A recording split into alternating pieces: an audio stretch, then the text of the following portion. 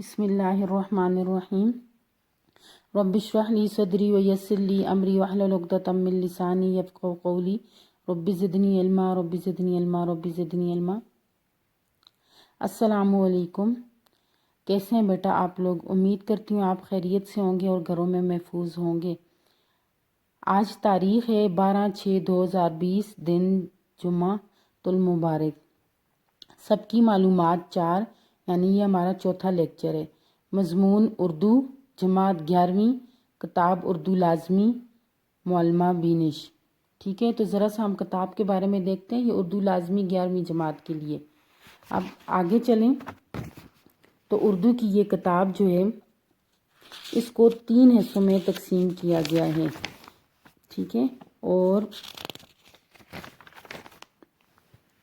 पहला हिस्सा जो है इसका हिस्सा नसर है, यानी अपनी मदद आप। इसका हिस्सा नसर का पहला सबक जो है वो अपनी मदद आप, जिसके मुसन्निफ हैं सर सैयद अहमद ख़ान। दूसरे जो सबक है वो झूठे आदमी, मौलवी ज़काउल्लाह। ये सबक आपको मैम सिदरा पढ़ाएंगी। ठीक है, तो आज हम तीसरा सबक नज़रिया पाकिस्तान पढ़ेंगे। फिर देखें हिस्सा नज़म, और हिस्सा नज़म में जो नज़म शामिल हैं वो 13 नज़में शामिल हैं। हिस्सा नज़र में 15 असबाक शामिल हैं। ठीक है, और इसी तरह हिस्सा गज़ल में 5 गज़लें शामिल हैं। किताब के तारफ़ के बाद हम ज़रा अपने साबका वाक़फ़ियत की तरफ एक नज़र डालते हैं। तो साबका वाक़फ़ियत, अपनी मदद आप, मुसन्नफ़ सर सैयद अहमद ख़ान। ठीक है, कुरान पाक में इरशाद पाक है, व अलैसा लिल इंसान इल्ला मा सआ।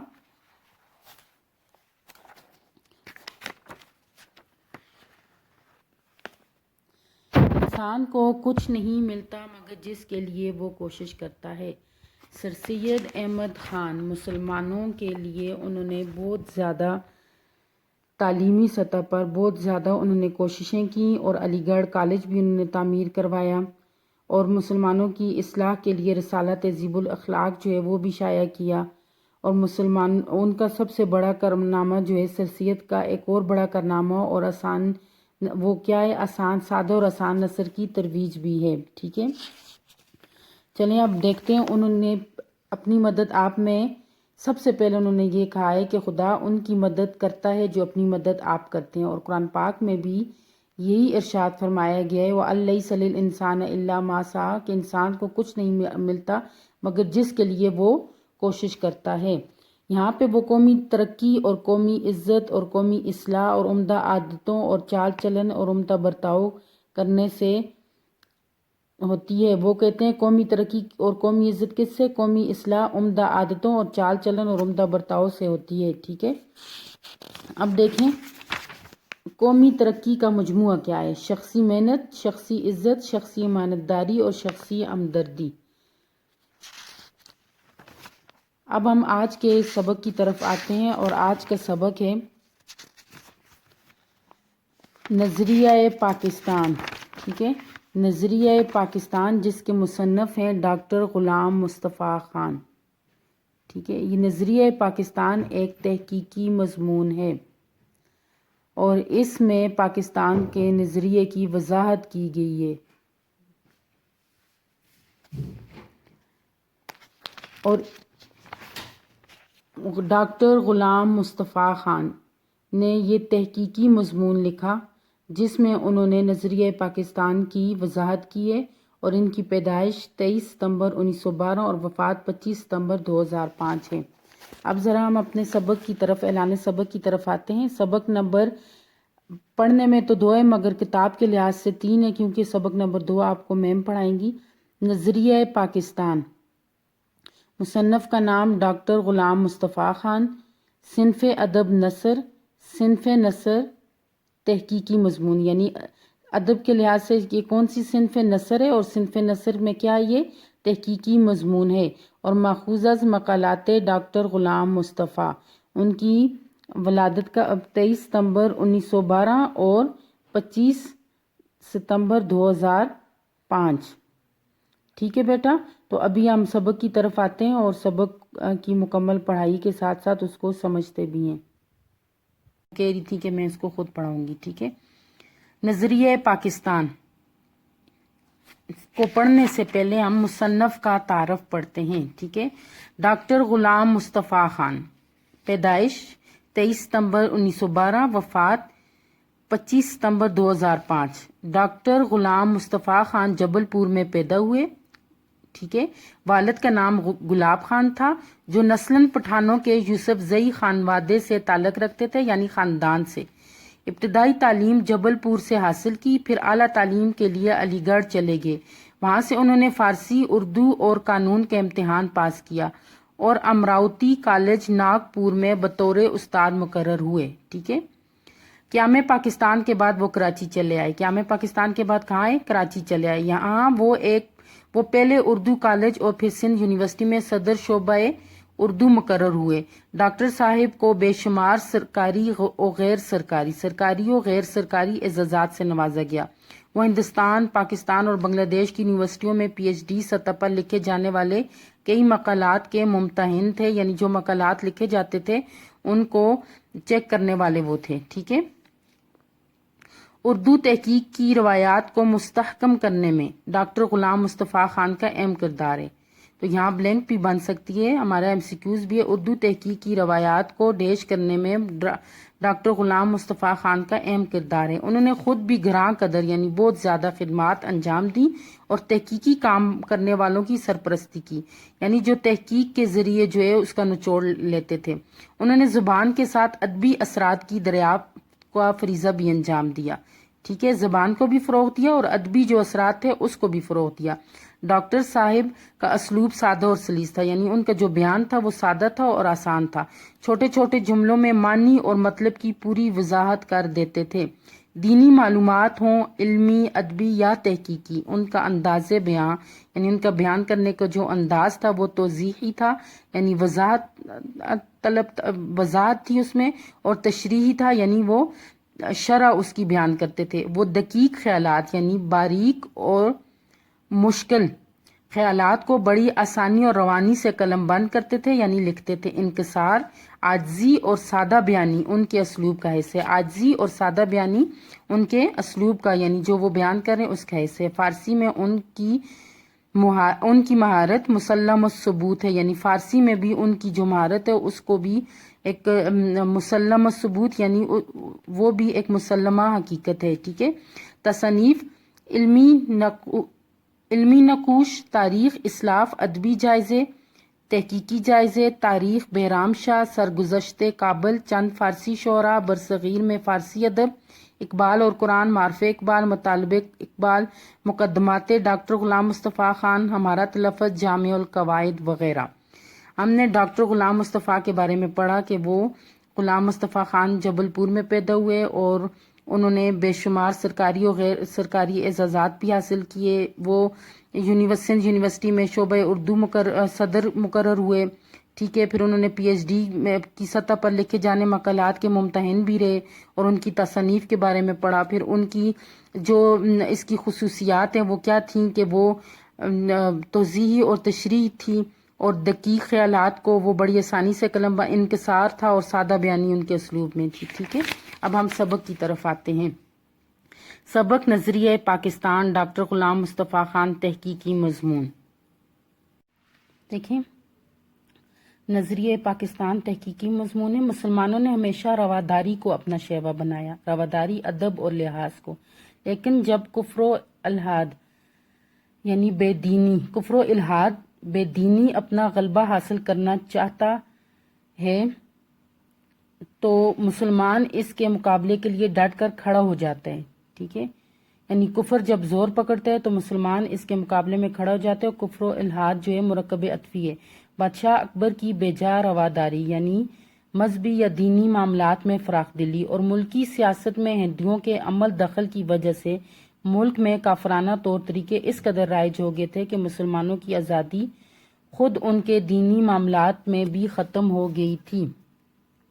اب بادشاہ اکبر جو تھا، بادشاہ اکبر کا اصل نام جلال الدین محمد اکبر تھا. ہندوستان پر نصف صدی تک حکومت کی اس نے، ٹھیک ہے، اور تاریخ میں اکبر اعظم کے نام سے مشہور ہوا۔ عمر کوٹ سندھ میں پیدا ہوا۔ اپنے باپ ہمایوں کی وفات کے بعد 14 سال کی عمر میں حکومت سنبھالی۔ عمر کم تھی، اسی وجہ سے زیادہ تر ہندوؤں کی باتوں میں آ جاتا تھا، اور بہت زیادہ کہا جاتا ہے کہ اس کی بیویوں میں بہت زیادہ جو ہے تو وہ ہندو عورتیں جو ہے اس کی بیویاں تھیں، ٹھیک ہے۔ اس وجہ سے جو ہے تو بہت زیادہ اس نے اسلام میں ترمیم کرنی شروع کر دی تھی، مطلب ہندوؤں کے رسم و رواج جو ہیں تو وہ بیچ میں لے آیا تھا، ٹھیک ہے۔ ہندوؤں کے عمل دخل کی وجہ سے ملک میں کافرانہ طور طریقے اس قدر رائج ہو گئے تھے کہ مسلمانوں کی آزادی خود ان کے دینی معاملات میں بھی ختم ہو گئی تھی۔ اچھا، چنانچہ اکبر کے آخری دور میں اسلام کی سربلندی کے لیے حضرت مجدد الف ثانی 1564 میں پیدا ہوئے تھے اور 1624 میں وفات پائی تھی انہوں نے، ٹھیک ہے۔ یہ مشرقی پنجاب کے ایک شہر سرہند میں پیدا ہوئے۔ اس لحاظ سے شیخ احمد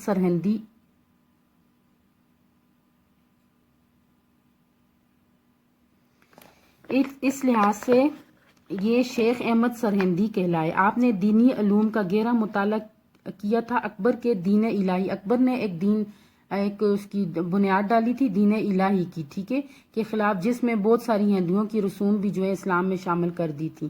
دین الہی کے خلاف آپ نے جہاد بالقلم کیا، یعنی قلم کے ذریعے جہاد کیا۔ آپ نے اکبر اور جہانگیر کے عہد میں دین کی خاطر قید و بند کی بڑی سختیاں جھیلی، مگر باطل قوتوں کے سامنے کبھی سر نہیں جھکایا، اور آپ جو ہیں 1624 میں انتقال کر گئے۔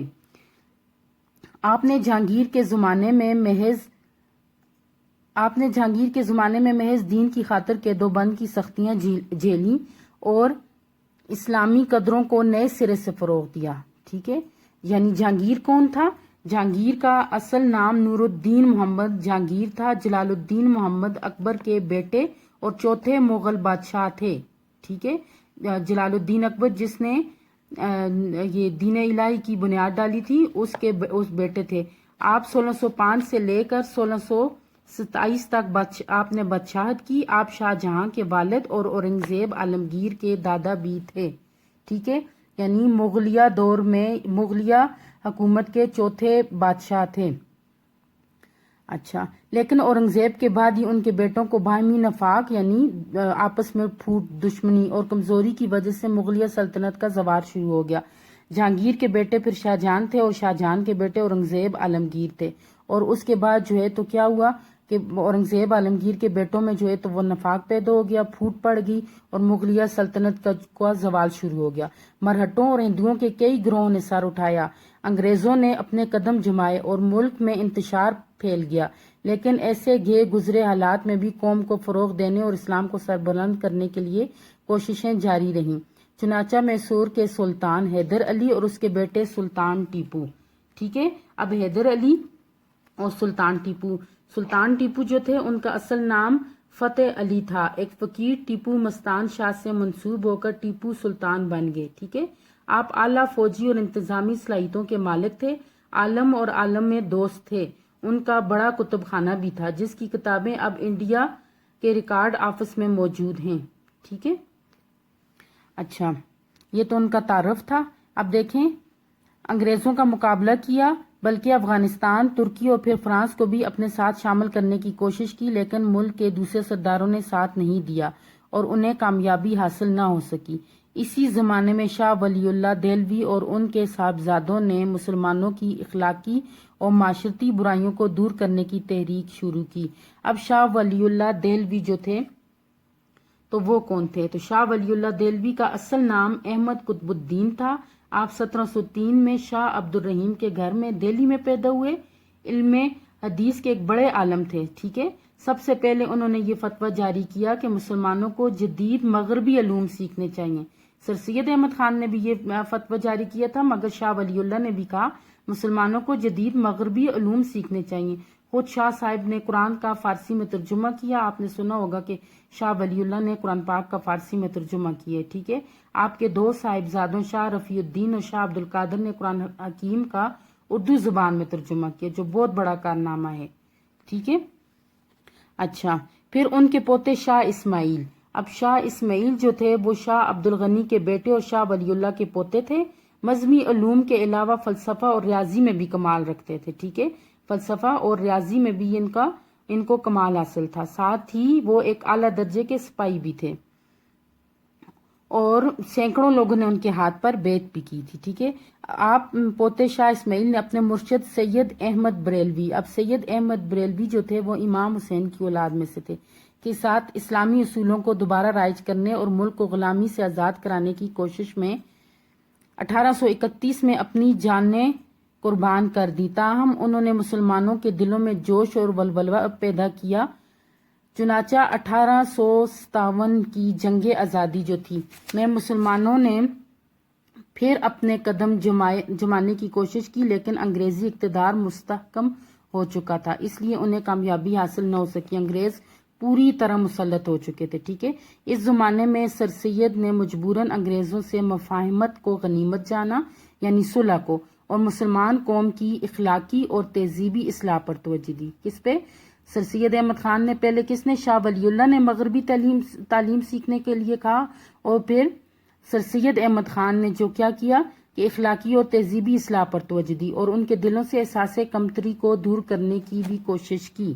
ٹھیک ہے، ان کے دلوں سے احساس کمتری کو دور کرنے کی کوشش کی. 1858 میں ہندوؤں نے کانگریس کی بنیاد ڈالی. کب؟ 1885 میں 1885 میں ہندوؤں نے کانگریس کی بنیاد ڈالی.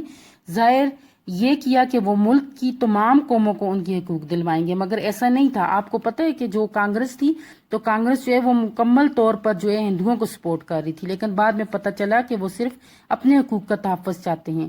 انہوں نے مسلمانوں کو ان کے کاروبار سے بھی محروم کرنا شروع کر دیا. سرکاری ملازمت انہوں نے اردو زبان جو تھی تو اس کو بھی ختم کر دیا اور اس کی جگہ ہندی کو پھر انگریزی کو رائج کیا.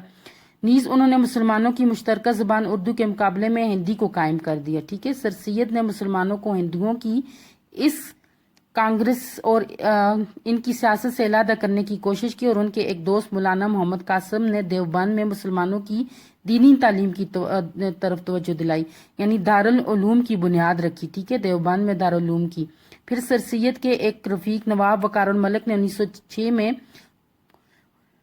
کل ہند مسلم لیگ کے نام سے مسلمانوں کی ایک الگ تنظیم کی بنیاد ڈالی. ٹھیک ہے، مسلم لیگ تنظیم ڈھاکے میں قائم ہوئی، جہاں ہندوؤں نے سازش کر کے مسلمانوں کو زخم پہنچانے یعنی نقصان پہنچانے کے لیے مشرقی بنگال اور آسام کا وہ صوبہ جس میں مسلمانوں کی اکثریت تھی ختم کرا دیا، یعنی ان سے علیحدہ ہو گیا، اور 1911 میں اسی علاقے کو پھر بنگال میں شامل کر دیا گیا. ٹھیک ہے بیٹا، آج ہم نے جو پڑھا ہے وہ تحریک نظریہ پاکستان ہم نے پڑھا ہے. ڈاکٹر غلام مصطفیٰ جو ہیں ان کا تحقیقی مضمون ہے نظریہ پاکستان، اور اس میں انہوں نے مسلمانوں نے کی جو اس کے بربادی کے اسباب تھے یا مسلمانوں کے زوال کے جو اسباب تھے وہ بتائے، اور اس میں انہوں نے بادشاہ اکبر کی بجا رواداری ادھر سے ہی شروع ہوا مغلیہ دور کا خاتمہ، کہ بہت سے ہندو رسمیں جو ہیں تو وہ مسلمانوں کے اس میں شامل ہونا شروع ہوگی، اور کرتے کرتے جو ہے تو پھر یہ آگے تک سر سید احمد خان نے بھی اور شاہ ولی اللہ نے بھی مسلمانوں کو جو ہے تو وہ جدید مغربی علوم سیکھنے کی طرف ان کی توجہ دلائی. ٹھیک ہے، باقی کا جو سبق ہے تو وہ انشاءاللہ ہم آگے پڑھیں گے.